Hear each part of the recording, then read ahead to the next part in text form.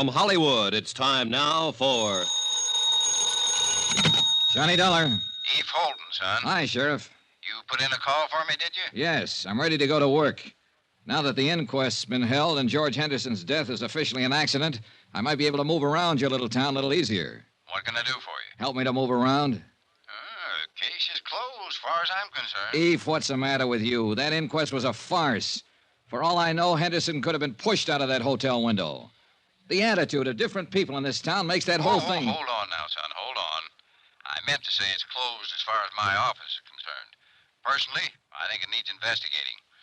We can help each other, maybe, you and me. Can I come over? Oh, I better come there. You know how folks are around here.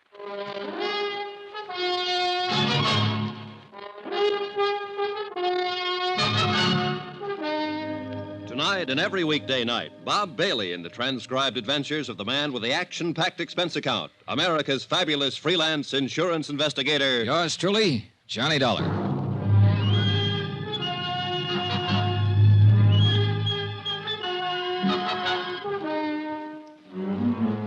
Expense account submitted by Special Investigator Johnny Dollar. Location, Culver, Montana. To Paramount Insurance Adjusters, Hartford, Connecticut. The following is an accounting of expenditures during my investigation of the Henderson matter. The question, accident, suicide, or murder? Expense account item 4, $3.48. 1 day later to Tim Connor's office in Hartford explaining the situation in Culver. I'll read it back to you, Mr. Dollar.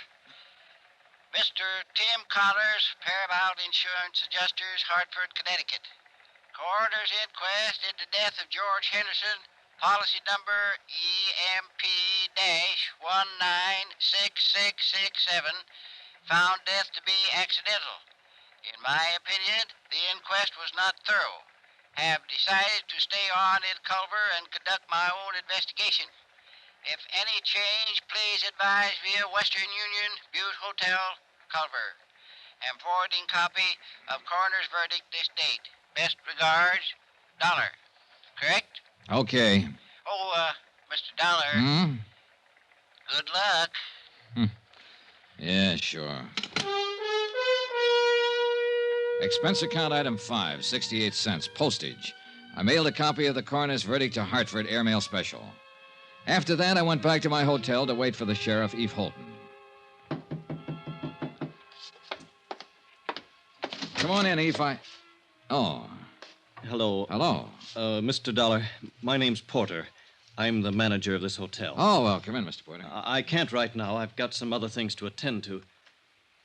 Well, anything I can do for you, Mr. Porter? I'm going to have to ask you for your room, Mr. Dollar. Oh? When? Today. Any particular reason? We're all filled up. The room's been reserved for 6 weeks. By whom? What? Who reserved it? Why, a man from Bozeman. It's a sort of convention. Sort of convention? What kind of convention is that, Mr. Porter? Look, Mr. Dollar, you'll have to leave this room today. The man's coming in tonight. Uh-huh. And there's no other hotel in town? That's the way it is, Mr. Dollar. No other place to stay? No. So I have to pack my bags and get out of town, is that it? I must have the room, Mr. Dollar. Who asked you to say you wanted the room, Mr. Porter? Who asked you to come here and kick me out? Why, no one. Well, you go back to no one, Mr. Porter, and you tell no one that I'm staying right here in this room here in Culver until I finish what I have to do here. You tell that to no one, will you? Mr. Dollar, I'd hate to call the police. Go ahead, Mr. Porter. Be sure and tell them about the sort of convention you're having and how all the rooms are sold out. Tell them about Mr. No One and tell them I called your bluff. Anything else, Mr. Porter?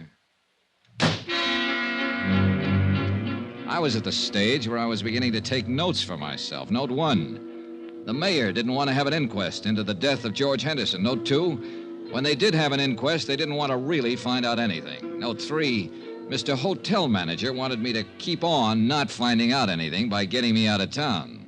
I explained all of this to Eve Holden when he showed up a half an hour later. Well, kind of tight, isn't it? I don't know what that means, Sheriff, but it's pretty stupid. Yeah, it's stupid, son, but it could be effective. Now, I'll tell you what. If Porter calls the police, I'm the police. So don't worry about that. I'll hem him and haw him. All right, thanks. Now then, tell me how much your insurance company stuck for. $50,000 if Henderson's death goes by as an accident. The good book says that's what it was. I know. There's a chance, too, he had a heart failure and fell out of that window. No, sure. Always a chance. We might have to dig him up and find out, Sheriff. Oop, no, hold on. Autopsies and digging people up is one thing you'd have a hard time doing around here. I might insist on it. I don't know. We'll let that go for now. Say, tell me about Mrs. Henderson. Where's she from? Here. Right here in Culver. Now, she didn't get that mink coat and those diamonds she was wearing at the inquest in Culver. More important, she didn't get that continental look here either. So what's the story? Well, her name was Pauline Underwood before she married George. Born and raised right here in Culver. Of course, she went to school in the East, and she's been in Europe a couple of times, but most of her life's been right here.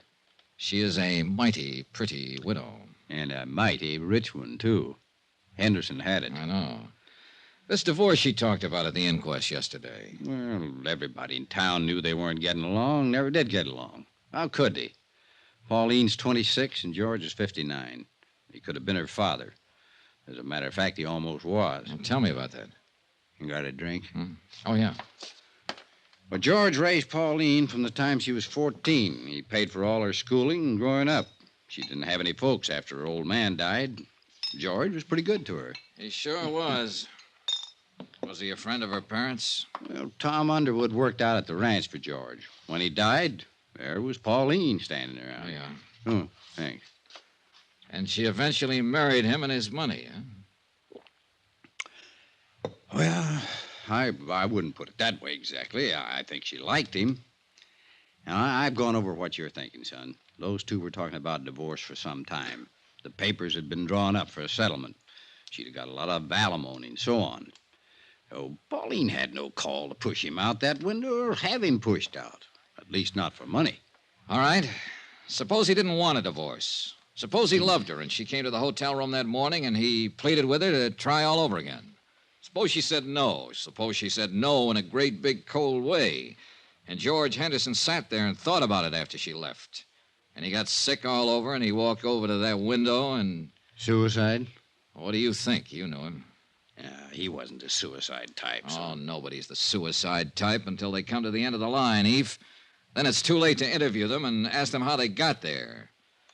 Everybody seems to think it was an accident, so I'm just throwing words around. Well, you have a right to do that if you aren't satisfied, son. Hey, getting back to this hotel again. Who might want me to get out of town and not ask any questions? Anybody. Well, who? No idea. But it's somebody who has some feelings in this. Hey, who owns this hotel, Eve? Noah Baxter. Who's Noah Baxter? Rancher. Got a place about 15 miles from here. Pretty big man. Uh-huh. Friend of Henderson's? Yeah. And let me put that question a little different. Baxter a friend of Mrs. Henderson's? I don't know. Can you find out? I can try. Well, find out about him and any other friends, Eve. Friends that might be younger, that might have gone to Europe or school in the East. Yeah, sure. What are you thinking now, son? Well, now, if I were Mrs. Henderson and my husband fell out of a window in this hotel and killed himself, I'd hire a lawyer and I'd sue the hotel for damages. If the insurance company didn't pay off my claim, I'd hire a lawyer and insist that they pay that claim. I'd do those things right away, Sheriff, especially if I thought it was all legitimate. Yeah. Yeah. 2 hours later, I received a wire from Tim Connors. He requested me to look up a man named Thurber, an insurance broker living in Great Falls. Expense account item 6, $4.92, tank of gas. I borrowed Sheriff Holton's car and drove the 80-odd miles to Great Falls that afternoon. Mr. Thurber bought lunch. My lord, I hope there isn't anything to all this, Mr. Dollar. I just hope there isn't. George Henderson. Yeah, well, there isn't anything to anything yet, Mr. Thurber. I'm still trying to find out the facts. Oh, I knew you were over in Culver. I tried to call you there a couple of times. You were out both times. Finally, I put in a call to the home office in Hartford. I talked to this man, Connors, with the adjustment agency. Yeah. You see, Mr. Dollar, it's like this. I've been over in Jackson Hole for 5 days now hunting duck. We were way in, and I didn't hear about Henderson's death until I got back yesterday. Uh-huh. Now, look, Mr. Dollar, I don't know what reflection this will have on your attitude toward this case, but 2 days before I left, Mr. Henderson telephoned me here in Great Falls. He said he wanted to change the beneficiary on his policy. Oh, in other words, he was going to cut his wife out, huh? Yes, I suppose so. I know they weren't getting along. There'd been talk of divorce. Yes, I guess so. Uh-huh. Did he name a new beneficiary? Yes, a school teacher in Culver named Matilda Knickerbocker. Everybody calls her Maddie. What was his connection with her? None that I know of. I think it was just a name for him to throw in until he could decide on another beneficiary. Why, he didn't have... Wait a minute. Maddie Knickerbocker. Just a school teacher. Everybody knows her. He was awful mad when he talked to me that day. I could tell it in his voice. Now, here's what might interest you just a little more. The day I left on my hunting trip, Mr. Henderson phoned me again. He said to never mind. Mrs. Henderson was still his beneficiary. Had you changed the policies yet? No. Are you sure it was Henderson who telephoned you? Well, yes, I think it was him. Do you remember when you got the call? Oh, somewhere around noon, a little later, I guess. He died between 12:30 and 1. And it must have been just before he fell out the window. He phoned you long distance from Culver, huh? Yes, sir. Well, he was supposed to have been in the hotel all morning, so he had to phone from his room. Well, you can check that, can't you? You'd be surprised how hard it is to check simple things like that around the Butte Hotel. Did you know Henderson very well, Mr. Thurber? He was a customer. I wrote a lot of insurance for him. Know his wife? Oh, yes. Well, tell me about them. Well, go ahead, Mr. Thurber. Now, look, accidents rarely have reason behind them. Suicides and murders always do. You don't think it was an accident? Well, let's say I've heard enough and seen enough to make it a draw so far. Go ahead, tell me about them. And I wish I was married to Mrs. Henderson. I mean, I wish she could see me. I think most any man who's ever met her hoped the same thing. Young men, old men, any kind. But she picked George. George was as tough and leathery as these mountains around us, exactly her opposite. But Pauline married him. He raised her. He was close to her all her adult life. Yes. But, Mr. Dollar, you know and I know she didn't have to marry him. She could have married anybody here in Culver or anybody in London or Paris. You see what I mean? Not quite. Well, I always had the idea that after she married him, she kept letting him know she could have had anybody else she wanted. Go ahead, Thurber. I think she married him for his money. I think she would have killed him for his money.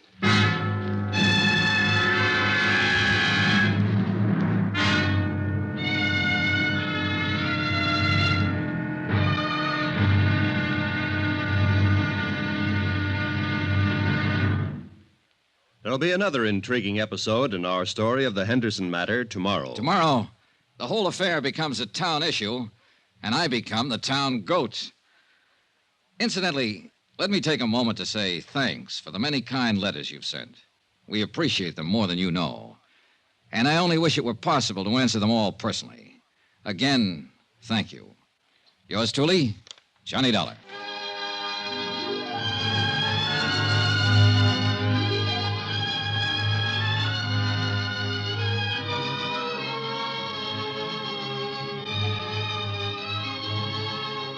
Yours truly, Johnny Dollar, starring Bob Bailey, is transcribed in Hollywood.